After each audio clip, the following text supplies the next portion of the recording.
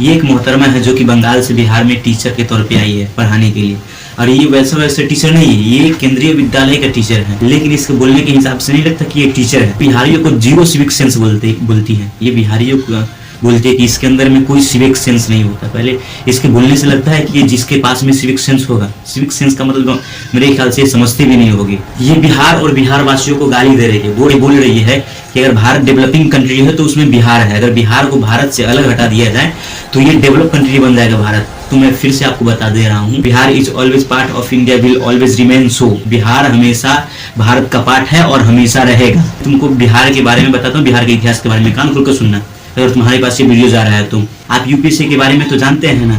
पूरे भारत में जो यूपीएससी विद्यार्थियों को चयनित करता है, उस 28 राज्य में से बिहार दूसरे नंबर पे आता है। शायद आपके जो राज्य में जो ब्यूरोक्रेट जाते होंगे शायद वो बिहार से ही होंगे। और यूपीएससी दुनिया का दूसरा सबसे हार्ड एग्जाम और भारत का सबसे हार्ड एग्जाम माना जाता है। ऐसे एग्जाम में हमारा बिहारी बैठता है। बिहारियों के अंदर में अगर सिविक सेंस नहीं होता तो दुनिया का दूसरा सबसे हार्ड एग्जाम में वो नहीं बैठ पाता। और आप जो मैथ पढ़ते हैं ना, मैथ आप तो मैथ पढ़ते ही होइएगा, उसमें मैथ में जो 0 अंक आता है, 0, वो भी बिहार का ही देन है। आर्यभट्ट दिए थे, ठीक है ना, आप जानती होंगी। या आपको सैलरी तो आता होगा, 100 रुपया लिखा होगा, उसके आगे 00 लिखा होगा। अगर 0 नहीं रहेगा तो उस 100 रुपया की क्या वैल्यू रहेगा बताइए, है ना, है ना। पैसा तो गिनते ही होंगे, वो जीरोस पर जो लगा हुआ रहता है वो बिहार का ही देन है, आर्यभट्ट ने दिए थे। कान खोल के सुनिए और बता रहा हूँ। और भारत के प्रथम राष्ट्रपति के बारे में तो जानते ही होंगे, वो भी बिहार से ही थे, डॉक्टर राजेंद्र प्रसाद। जैन धर्म और बौद्ध धर्म के बारे में तो जानते ही होइएगा, शायद इतिहास में पढ़े भी होइएगा, है ना। जैन धर्म और बौद्ध धर्म का प्रमुख स्थान बिहार ही है, ठीक है ना। आप जो लीची खाते होंगे, बड़े चाव से खाते होंगे लीची। आप जानते हैं कि वो लीची जो आप खाते हैं शायद वो बिहार से ही जाता होगा, क्योंकि पूरे भारत का लीची जो है, पूरे भारत में जितना उत्पादन होता है उसका अकेले 43% केवल बिहार में उत्पादन होता है ना। बड़े चाव से खाते होंगे लीची।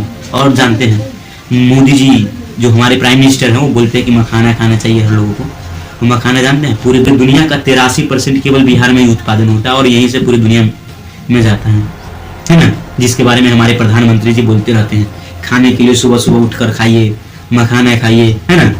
और सुनिए, सिख धर्म के अंतिम और 10वें गुरु के बारे में जानते हैं, गुरु गोविंद सिंह, वो भी बिहार के पाटलिपुत्र से ही थे, ठीक है ना। ऐसा हमारा इतिहास है, बिहार का इतिहास है ये सब, है ना।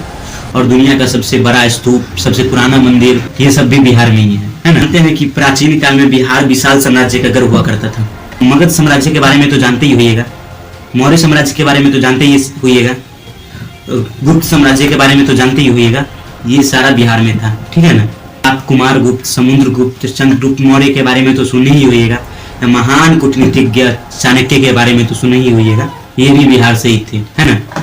और दुनिया का एकमात्र सम्राट जो आज तक एक भी युद्ध नहीं हारे थे, 20 से ज्यादा यूनिवर्सिटी बनवा दिए थे, वही सम्राट अशोक के बारे में बात कर रहे हैं। इनके बारे में तो सुनी ही होइएगा ना, ये भी बिहार से ही थे। जब इन्होंने तलवार को त्यागा तो पूरी दुनिया को शांति का पाठ पढ़ा दिए। ऐसा था हमारा बिहार, है ना। अशोक के लाठ के बारे में तो जानते ही होइएगा, शायद आपको जॉब लगा होगा तो उस पर अशोक का लाठ का मोहर पड़ा होगा, है ना। ये भी बिहार का ही देन है, जो संविधान की ताकत को दिखाता है। महात्मा गांधी को जानते ही होइएगा, शुरू से बचपन से सुनते आ रहे हैं। इनका पहला सत्याग्रह कहाँ हुआ था पता है? बिहार के चंपारण में, चंपारण सत्याग्रह के नाम से आप पढ़े हुए, है ना। ये भी बिहार से ही किए थे, बिहार का चंपारण से। आप जेपी के बारे में तो सुनी होइएगा, जयप्रकाश नारायण। सिविक सेंस का मतलब अगर आप जानते तो शायद ऐसा बात बोलती भी मत, है ना। तो वाईफाई यूज करते होंगे, नेट चलाते होंगे, है ना। वो दुनिया का सबसे लंबा और बड़ा वाईफाई बिहार के पटना में लगा हुआ है।